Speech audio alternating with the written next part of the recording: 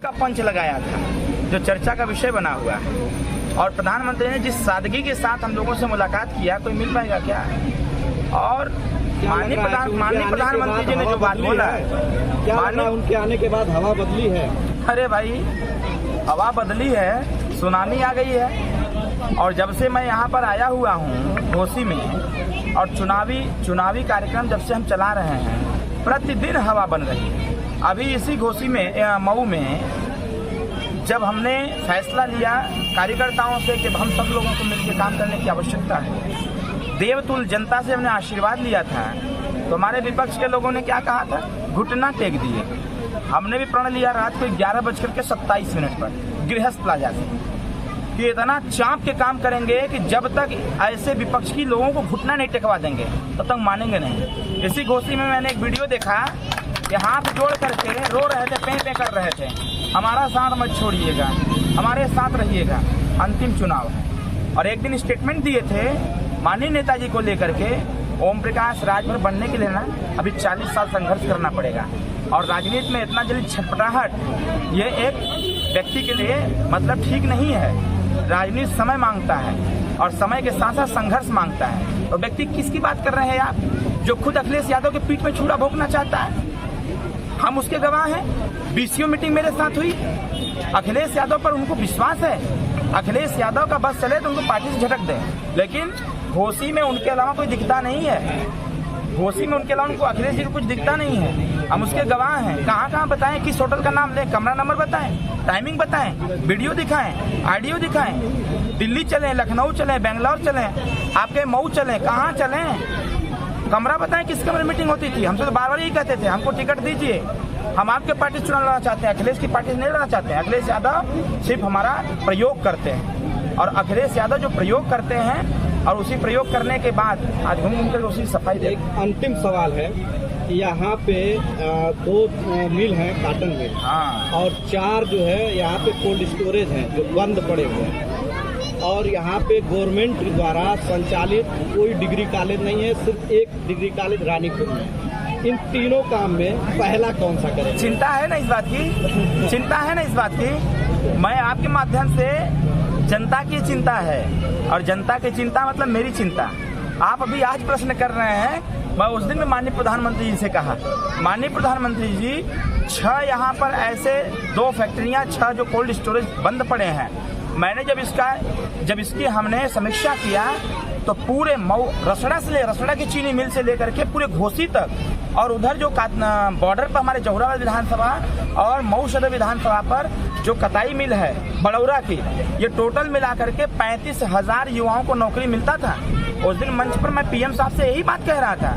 मुझे 1 तारीख की चिंता नहीं थी कि 1 तारीख को क्या होगा, 4 तारीख को क्या। मैं पीएम साहब से उनका मौका मिला है, मौके का फायदा उठाया जाए। और हमने पीएम साहब से कहा कि सर यहाँ 6 कंपनियां जो बंद पड़ी हैं, और 6 कंपनियां 35,000 नौजवानों को रोजगार देता था, इसको फिर से चालू करने की आवश्यकता है। और मैं ये बात मैंने कहा प्रधानमंत्री से कि मैं गांव-गांव में इस बात का वचन दिया हूँ कि वो निरहुआ जी का गाना है ना, जो कोई नहीं किया हो हम करके दिखाएंगे, वो 6 मिल चालू करवाएंगे भाई साहब, वो 6 चालू कराएंगे। और आप बात कर रहे हैं 1 डिग्री कॉलेज की, मैं कह रहा हूँ, अभी मैं एक दिन दुबारी गया था, रात को 11 बजे कार्यक्रम मैंने किया। दुबारी के कार्यकर्ताओं ने, समर्थकों ने कहा ये रेत है और रेत की तरफ कोई ध्यान नहीं देता है। हमने कहा मैं ध्यान दूंगा। अगर रेत में हरी भरी सब्जियां उगाई जा सकती हैं तो पॉलिटेक्निक कॉलेज गवर्नमेंट की बनाई जा सकती है, ITI कॉलेज बनाई जा सकती है, और वहां पर डिग्री कॉलेज भी खुलवाई जा सकती है। ये हमारा संकल्प है। हमारा संकल्प सिर्फ ये वोट पाना ही नहीं है, वोट लेना ही नहीं है। हमारा संकल्प है 5 साल में वो सारे काम कर देना कि आने वाले समयों तक चाहे जो भी चुनाव यहाँ से लड़ेगा वो मेरे द्वारा किए गए विकास की चर्चा जरूर करेगा कि अरविंद राजभर एक सांसद थे जिन्होंने ऐसा किया था। हमारा लक्ष्य जाति और धर्म नहीं है। मैं कहा ना आपसे, ये बात जो अभी आपने पूछा है, ये विपक्ष इतना दिन से चुनाव लड़ रहा है, 1 दिन का चुनाव और बचा हुआ है, 2 दिन का 29 और 30। विपक्ष के किसी भी स्टेटमेंट में नहीं रहा कि मैं क्या करना चाहता हूँ। विपक्ष हमेशा खाली क्या बात करता है, अरविंद राजभर ऐसे बोल दिए, ओम प्रकाश राजभर तो ये हो गया तो वो हो गया, तो कहाँ थे तो यहाँ थे। अरे भाई छोड़ो ना, अरे मुद्दे पर चुनाव लड़ रहे हैं भाई। एक तरफ आप भी मंच लगाओ, एक तरफ हम भी लगाते हैं, आओ ललकारते हैं, देखते हैं किस चीज में आप कंपटीशन करना चाहते हैं। विकास के मुद्दे पर, खेल के मुद्दे पर, शिक्षा के मुद्दे पर, व्यवसाय के मुद्दे पर किस पे चर्चा करना चाहते अगर हैं? आपकी इजाजत हो तो एक सवाल और कर।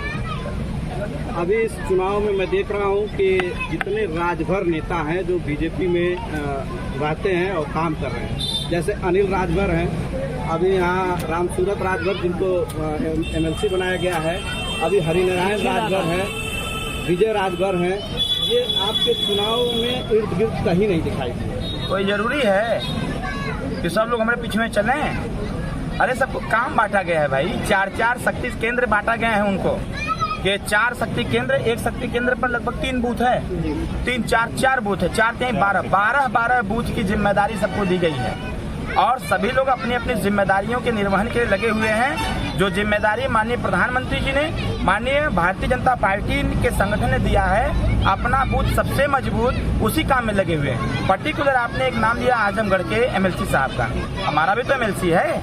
आजमगढ़ में राजभर वोट नहीं है क्या? वहाँ वो काम नहीं करेंगे? माननीय अनिल राजभर जी वोटिंग हो चुकी है, आए थे ना आज भैया, घूम तो रहे हैं पूरा। माननीय अनिल राजभर जी को जिम्मेदारी चंदौली की दी गई है, चंदौली के प्रभारी बनाए गए हैं और वो यहाँ जितने भी संगठन के उनके समर्थक लोग हैं, कार्यकर्ता हैं, सबको सूचना दे रहे हैं कि चाप करके अरविंद राजभर को चुनाव जितवाइए। रही बात माननीय विजय राजभर जी की, अभी आज ही हम लोग कार्यक्रम करके आ रहे हैं, जो उनको 15-17 बूथ दिए गए हैं, वो अपने बूथ को मजबूत करने का काम कर रहे हैं और मैंने खुद इसको मना किया हुआ है। मैंने खुद मना किया है कि भाई आप मेरे साथ ना चल करके, मैं खुद सक्षम हूँ, मेरे साथ ना चल करके आप उन बूथों को देखिए जिन बूथों की जिम्मेदारी आपको मिली है।